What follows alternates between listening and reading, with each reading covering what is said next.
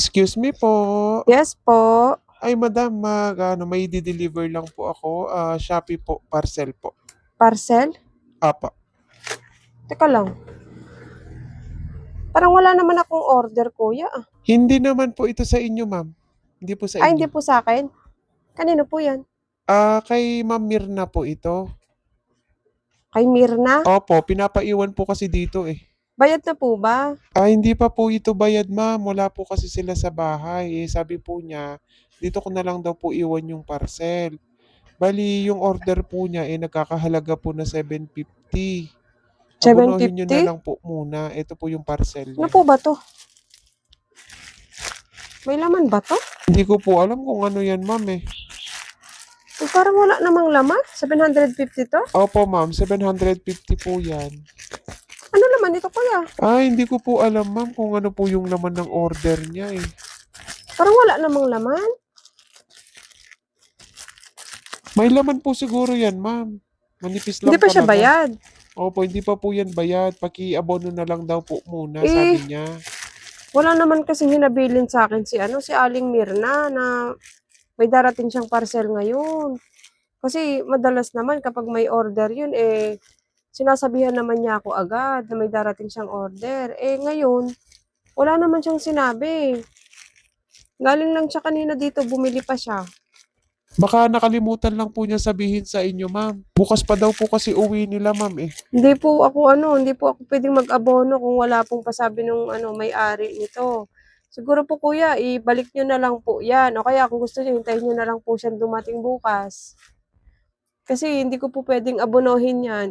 Wala naman pong sinabi yung tao na mag-aabono ako. Madalas kasi pag may nagpapa-abono na ganyan, tinatawagan po ako. Wala naman po siyang tawag sa akin. Di rin po siya nag-chat na may ipapa-abono siyang parcel. Baka hindi po kanya yan. At saka nakakapagtaka naman po yung parcel, 750. Mukhang wala namang laman yung parcel. Di ko rin po alam, ma'am. Ba't ganito siya? Nagdi-deliver lang naman Ay, po hindi ko po kami. tatanggapin yan. Hindi ko po aabonohin yan.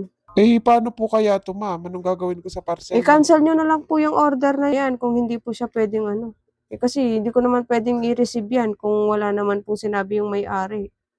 Tsaka nakakapagduda yung parcel, walang laman. Hindi, may laman naman po siguro to, Hindi, ma'am. mukha siyang walang laman. Hindi po ba pwedeng abonohin nyo na lang po, ma'am?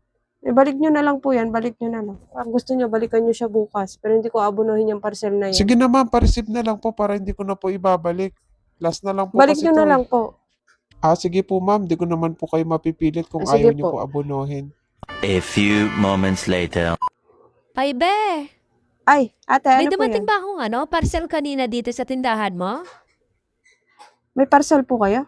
Be, wala bang dumating dito? Walang dumating na May rider? dumating kanina, kaso pinabalik ko Bakit mo naman pinabalik? Iniintay ko pa naman yun. Wala naman po kasi kayong sinabi sa akin. Dati naman po, kapag may parcel kayong darating, sinasabihan nyo po ako.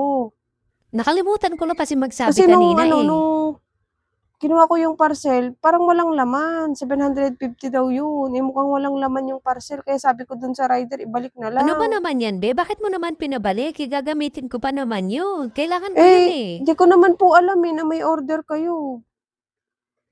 Baka kasi scam yun kasi mukhang walang laman yung parcel kaya binalik ko. Dapat sana, be, inabono mo na lang kasi gagamitin ko yung parcel na yun eh. Hindi ko po Nagkataon pwedeng umalis kami abonohin ate kanina. kasi wala naman po kayong sinabi sa akin na abonohin ko yun. Hindi ba nagsabi yung rider sa'yo na pinapaabono ko yung parcel ko? Di po mag-aabono kung wala po kayong sinabi.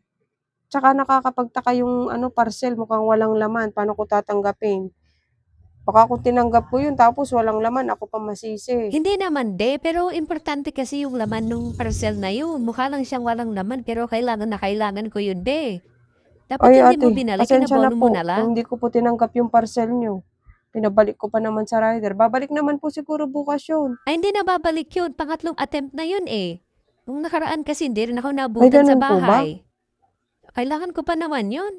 Edi mag-order na lang po kayo ulit. Kung makakancel po ng tuluyan yun, mag-order na lang po kayo ulit. Ako, mag-aantay na naman ako ng ilang araw. Napakatagal pa naman Wala na naman orderin kayong yun. Hindi pasabi paano dumarating ko agad. abunuhin yung parcel. Tapos pag mali yung order mo, sa akin nyo pa isisi.